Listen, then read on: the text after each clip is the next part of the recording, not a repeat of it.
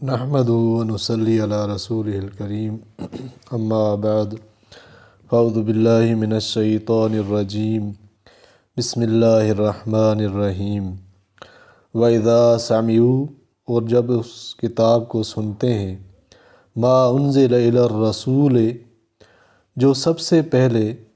پیغمبر محمد صلی اللہ علیہ وسلم پر نازل ہوئی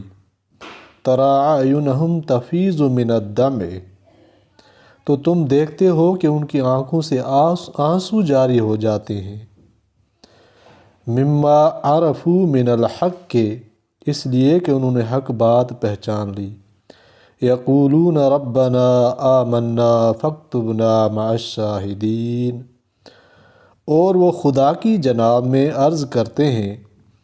کہ اے پروردگار ہم ایمان لے آئے تو ہم کو ماننے والوں میں لکھ لے۔ اس آیت اور اس سے ماقبل آیات کی تفسیر پہلے بیان ہو چکی ہے اس سے پہلے والے لیکچر میں، جس میں یہاں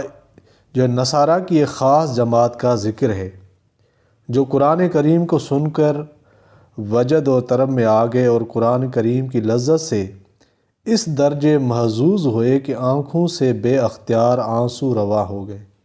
اور روتے ہوئے داڑھیاں تر ہو گئیں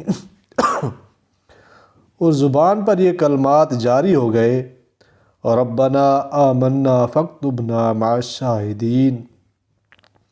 اور غیر اختیاری طور پر کسی پسندیدہ حالت اور کیفیت کے طاری ہو جانے ہی کا نام وجد ہے۔ اس آیت کا شان نزول بھی پہلے بیان ہو چکا ہے لیکن مختصراً یہاں پر عرض ہے۔ نجاشی شاہ حبشہ اور اس کے اصحاب کے بارے میں یہ آیت نازل ہوئی۔ جب حضرت جعفر نے سورہ مریم پڑھ کر سنائی تو جو علماء اور زہاد وہاں بیٹھے ہوئے تھے سب رونے لگے اور نجاشی بھی برابر روتا رہا اور مسلمانوں سے پوچھا کہ تمہارے پیغمبر عیسیٰ علیہ السلام کی نسبت کیا کہتے ہیں؟ صحابہ نے جواب دیا کہ وہ انہیں خدا کا بندہ اور اس کا رسول کہتے ہیں، اور ان کی والدہ ماجدہ مریم کو صدیقہ اور ولیہ اور تارک دنیا کہتے ہیں کہ ان سے بغیر باپ کے جبرائیل امین کو پھونک مارنے سے عیسیٰ علیہ السلام پیدا ہوئے۔ نجاشی نے زمین سے ایک تنکا اٹھا کر کہا خدا کی قسم عیسیٰ تمہارے پیغمبر کے قول سے تنکا برابر بھی زائد نہیں، تمہارے نبی نے عیسیٰ کے متعلق جو کچھ کہا وہ بالکل حق ہے۔ قرآن کریم سن کر نجاشی شاہ حبشہ اور اس کے رفقا نے اسلام قبول کیا اور اس بات کی شہادت دی کہ یہ وہی پیغمبر ہے جن کی عیسیٰ بن مریم نے بشارت دی ہے۔ اسی جماعت کے بارے میں یہ آیتیں نازل ہوئیں، چنانچہ فرماتے ہیں اور اسی جو کثیت اور رہبانیت اور عدم تکبر کی وجہ سے بعض کا یہ حال ہے کہ ان میں سے بعض جیسے نجاشی شاہ حبشہ اور اس کے رفقا جب اس کلام کو سنتے ہیں کہ جو بارگاہ خداوندی سے اس پیغمبر آخر الزمان پر اتارا گیا ہے تو اسے دیکھنے والے ان کی آنکھوں میں دیکھے گا